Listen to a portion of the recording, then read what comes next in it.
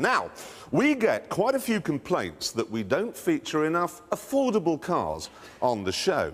So we're kicking off tonight with the cheapest Ferrari of them all.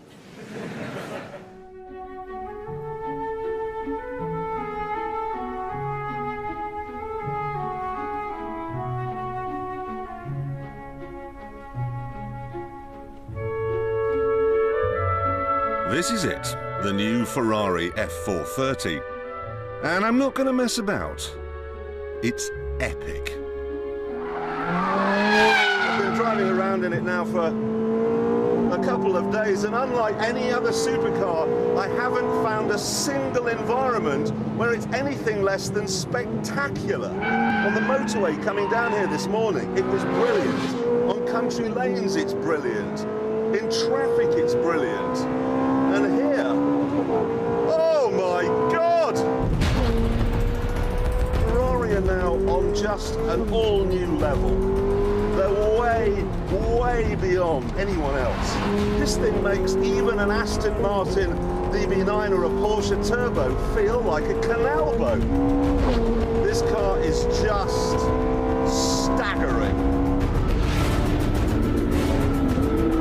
I mean, listen to this noise. Those exhausts are only waste disposal units, but I've heard less tuneful symphony orchestras. Ah! Ah!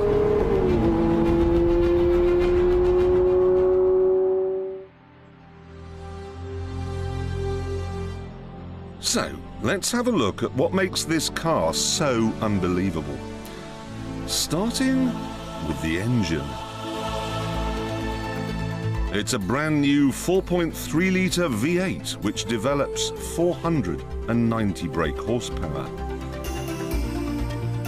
That means you can go from 0 to 60 in 4 seconds and on to a top speed of, well, let's find out.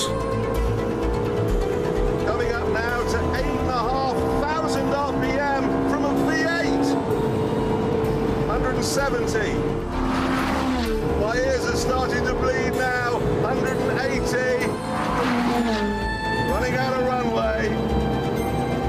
Flat out with just a hint of a tailwind, it'll be nudging 200 miles an hour. Oh! So, what about the handling? The old Ferrari 360 was a tricky little so-and-so. So is life any easier in this? Well, that rather depends on where you have this little button here. You see, you've got 5 settings: snow and ice, not really relevant, normal road use, sport, that makes the gearbox more ferocious, firms up the suspension, increases the exhaust noise, and backs off the traction control. Race, kind of more and harder. And then CST, which turns all the driver aids off. I don't know what CST stands for. Commit suicide training. Anyway, it doesn't matter. We're on a track, so let's put it in race. We have ignition. Launch control, yes, I think we'll have some of that. And, we have liftoff. Oh, yes! I can actually feel the traction control now. Letting me have a little bit of a slide there in race mode, but not too much. Making me look heroic, but not letting me crash.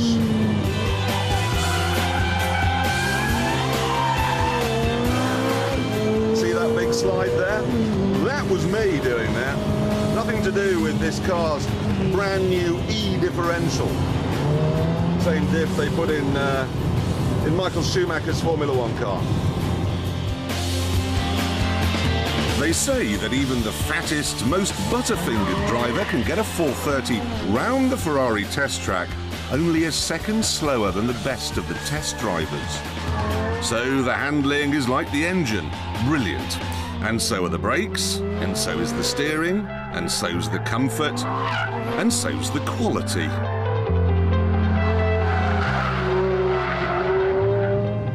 Even the driving position is perfect. In fact, I'm struggling to think of anything wrong with this thing. I suppose it's not the prettiest Ferrari ever made, and the nose is quite low. You catch it on speed humps, and oh, the electric window switch. It's a bit of a stretch. That aside, this car sits in the marketplace like a Harrier jump jet at the Battle of Agincourt. So obviously, you want one. But there are going to be a few problems with that. You see, the basic price is £118,000, and that's not really so bad. I mean, sell the house, sell the children for medical experiments, rob a bank, you'll soon get that money. But then you'll end up in the showroom where you'll be presented with the options list. And this is where things get quite scary. I mean the stitching, for example, on the door here and on the seats. If you want that in a different colour to the leather, that's going to cost you £235, which seems like quite a lot for what's basically a few feet of cotton. Then there's the leather, which you can have here behind the seats where you can't see it. That's £1,200. If you want your brake calipers red, £500. If you want them yellow, £560. Sports seats, which are exactly the same as these seats but less comfortable, they are £3,175. Flappy paddle gearbox, really pricey, I'm afraid, £6,000. Although because you don't need a clutch pedal, you could raise that money by selling one of your legs. And then there's the carbon ceramic brakes, £10,000.